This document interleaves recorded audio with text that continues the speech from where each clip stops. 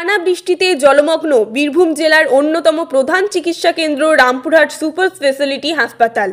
শনিবার বিকেল থেকে সন্ধ্যা পর্যন্ত একটানা ভারী বর্ষণের জেরে হাসপাতালের একাধিক গুরুত্বপূর্ণ বিভাগে জল ঢুকে পড়ে।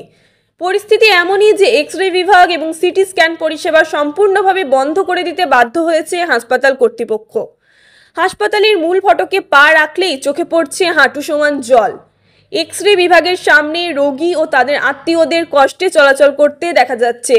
ভিজে চপচপে কাপড়ে চিৎকার করতে থাকা রোগীর কণ্ঠে উঠে আসে একটাই প্রশ্ন, এটাই যদি সুপার স্পেশালিটি হয় তাহলে সাধারণ মানুষের ভরসার জায়গা কোথায়? সবচেয়ে উদ্বেগের বিষয়, জল ঢুকে সিটি স্ক্যান মেশিন সম্পূর্ণ অচল হয়ে পড়েছে। ফলে দূর দূরান্ত থেকে আসা রোগীদের পড়তে হচ্ছে চরম দুর্ভোগে। স্থানীয় বাসিন্দারা ক্ষোভে ফেটে পড়েছেন। বছরের পর বছর ধরে এই একই দৃশ্য, একটু বৃষ্টি হলেই বন্ধ পরিষেবা। আমরা কাকে বলবো, কোথায় যাব? রোগীর আত্মীয়দের অভিযোগ, এই ঘটনা নতুন নয়। বর্ষাকাল এলেই রামপুরহাট সুপার স্পেশালিটি হাসপাতালে চিকিৎসা পরিষেবা কার্যত স্তব্ধ হয়ে যায়। বহুবার সংবাদ মাধ্যমে উঠে এসেছে এই করুণ চিত্র, কিন্তু জেলা প্রশাসন বা স্বাস্থ্য দপ্তরের তরফ থেকে কোনো স্থায়ী সমাধান হয়নি। একদিকে স্বাস্থ্য খাতে রাজ্যের উন্নয়নের দাবি, অন্যদিকে জেলার প্রধান চিকিৎসা কেন্দ্রের এমন চিত্র। দুইয়ের মধ্যে বিস্তর ফারাক চোখে পড়ছে সাধারণের। প্রশাসনের কাছে সাধারণ মানুষের স্পষ্ট বার্তা, জলবন্দি স্বাস্থ্য ব্যবস্থার অবসান চাই। অবিলম্বে নেওয়া হোক পদক্ষেপ। জল জমার স্থায়ী সমাধান করুন।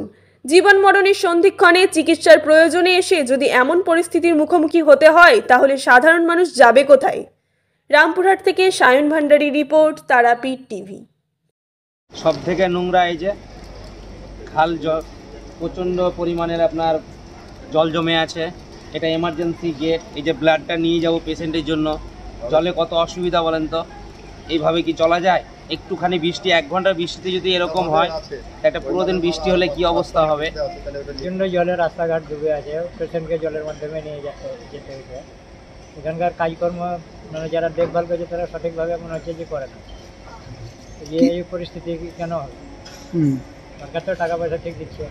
কি নাম আপনার? নিখিল স্যার। বাড়ি?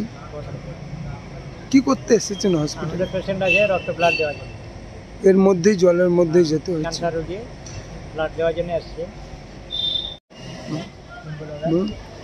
এই রামপুরহাট হাসপাতালে এসে এগুলো কি দেখছি, জল আর এই এতখানি জলে মানে কোনো হসপিটালের মধ্যে এই জলের মধ্যে রুগী যাচ্ছে, সে কি বলবো? এই মানে মধ্যে জলের উপরে সব রুগী যাচ্ছে, পেশেন্ট সব যাচ্ছে, মানে খুব। কি নাম আপনার? আমার নাম নিরঞ্জন। বাড়ি? ওই বসন্ত নহাটি।